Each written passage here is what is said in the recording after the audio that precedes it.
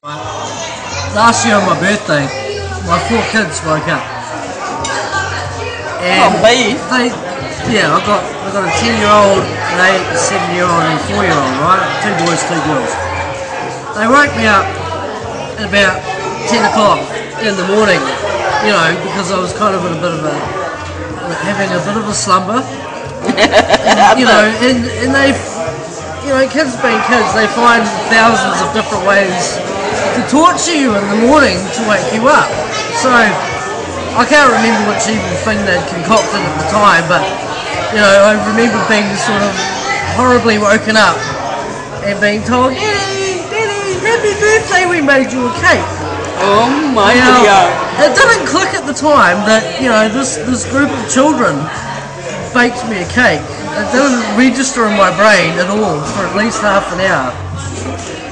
And you know, so I came out of the bedroom and tripped on the 400 obstacles that kids leave lying around. You know, you've got the Lego and the mouse traps and the barbed wire fence and you know all that sort of thing. You know, it's kind of like the military morning and run. The headless doll. Yeah, the whole thing is there. It's it takes you 3 hours just to get down the hallway, which is 100 metres. Got up to the kitchen. And there was this cake sitting there it was like on a glass plate, probably about that size, right? Glass plate. Photo, size. Alright, so this size, okay. You got it? Alright. The trouble with the cake was it was deceptionally attractive. It looked like a cake. It looked great. And I was like, that looks kind of tasty. It had, you know, the chocolate kind of sauce covering and the sides, and you know there was things in there. There was, I don't know, but there's things that look like sultanas. They could have been rat poo, I don't know. I kind of looked at the cake and it still hadn't registered at this time that, you know, these 4 children had made me this cake with no supervision or instruction or anything. So I sat down and I took a look at it a bit, you know, pondered over it for a minute. That looks rather nice. Hold on, there's something missing here. It hadn't been baked at all. I think most of the raw ingredients were actually in the cake. You know, there was the egg, the milk, the flour, the coffee beans, the chocolate sauce. It was all there, but it was completely raw. But it looked kind of, you know, like one of those cereally kind of cheesecake things. And, you know, it kind of got to you. It was like, do I want to try and eat this? Or do I, you know, kind of hide it in the rubbish bin and tell them I ate the whole thing? Yeah. So that was my first experience with bad cake. Well, actually it was my second. No. How did you solve the problem? Why did you just put it in the oven? Because there was so many different things in there. There was probably paprika and salt and, you know, various range of things from the garden. You couldn't cook it. You just had to I took a picture and we look at the lovely cake and then disposed of it secretly while the kids weren't around, you know. I'd sent them back into the dungeon with the alcohol. Good. But the worst experience, I think it's the one that's probably scarred me for life, was when I was flatting in Lyell Bay. 2 houses down from where I was flatting was this guy who used to work with us, an Indian trolley boy. And he lived 2 houses away from us. He lived with his mum and his dad and his wife and dad. And the mum came round one day with a giant cake. Easily bigger than this table. It was huge.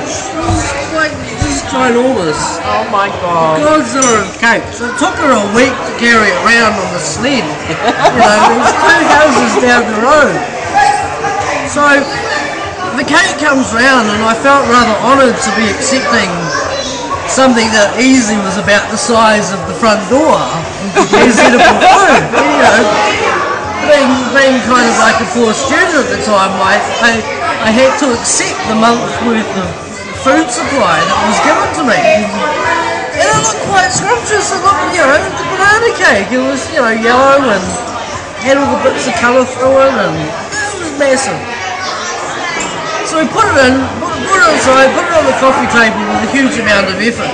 You know, the 12 bodybuilders that helped lift it were quite happy after, you know, to relieve the load of weight off their backs. It was bigger than the coffee table.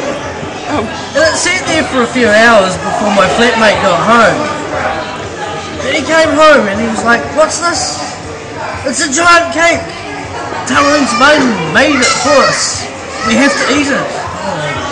Oh. Okay, so we went, you went to the kitchen cupboards and you got out the usual cake utensils. You had the plates and the chainsaw.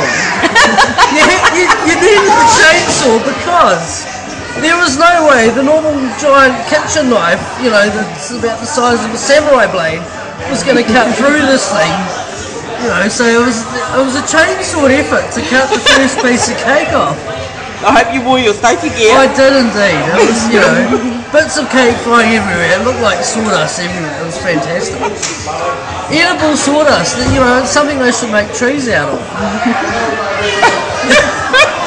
You imagine you could stand there under the tree while it's being cut. Oh, here we go. Come to me. Kind of like that. Oh look, it's chocolate. Oh, brilliant. So we sat down on the couch with a giant portion of cake each.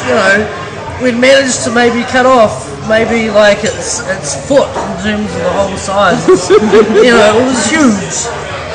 We sat down on the couch, turned on the TV, had the candles going and everything, for the moment. Sat down. Eat the cake, yeah. To eat the cake, yes, you need the candles, it was that kind of cake. Sat down, took in the first delicious morsely bite.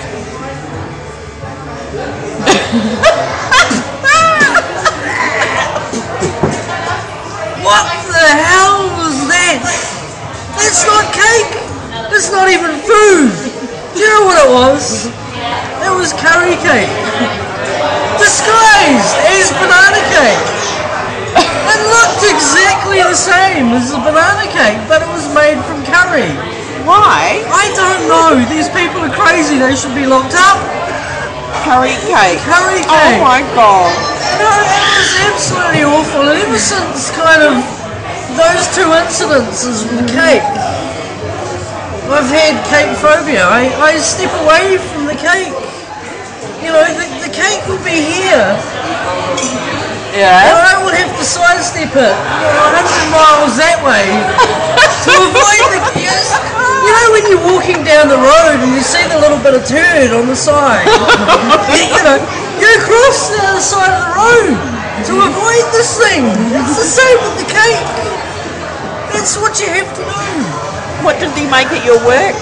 He doesn't his I don't make anything. liquor and grocery. I put shit on the He shelf. puts cake on the shelf. I know.